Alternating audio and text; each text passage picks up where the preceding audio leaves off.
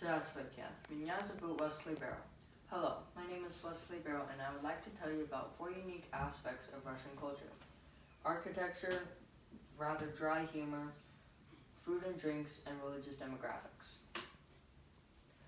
Russian architecture varies from disposable apartments to colorful cathedrals to futuristic-looking apartments.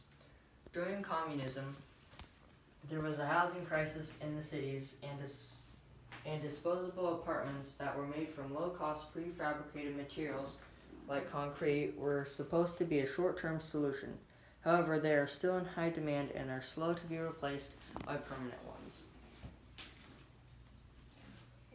Russian Orthodox churches are most common in Russia and are known for their vertical height, their bright colors which represent various themes, and their many domes.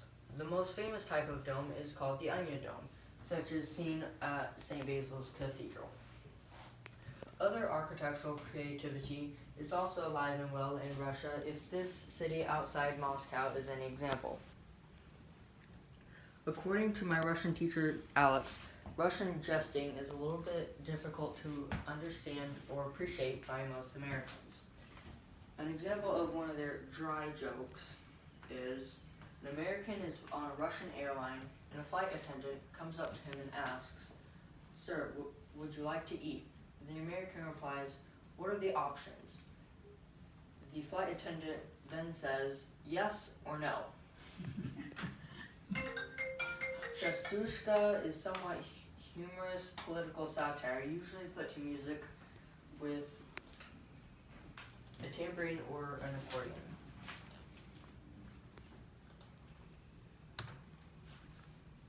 Знаешь, кое-кто из нас поздравлял их 9 раз. Да, я помню. According to my Russian teacher, Tatiana, Russians like to eat a lot. Their main meals usually consist of an appetizer followed by some bread or soup, then their main course and usually a vegetable, and then a not too sweet dessert. My personal favorite type of Russian food is called borscht, and it is a beet vegetable soup, usually with cream.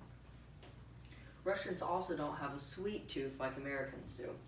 Their desserts usually consist of cakes, like sweetbread with honey, usually. Kvass is also a drink that is made from bread and it's sweet.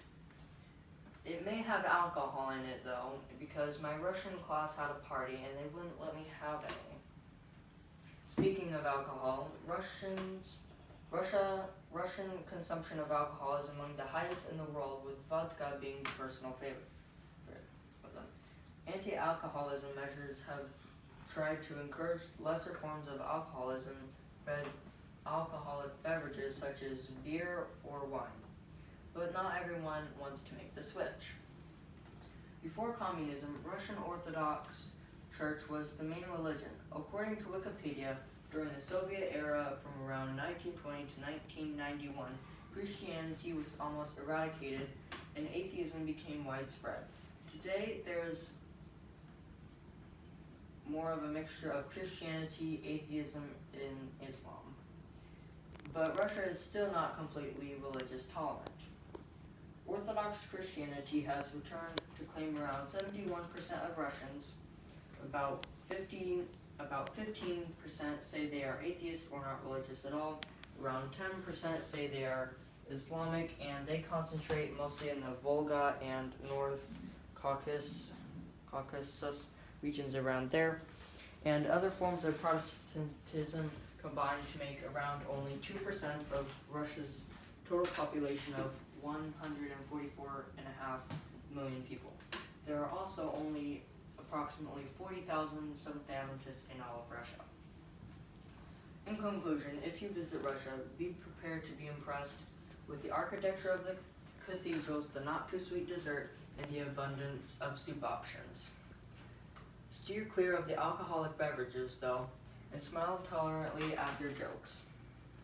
Plan ahead if you would like to visit any religious services, though, because you might not find a church on every street. Спасибо и до свидания. Thank you and goodbye.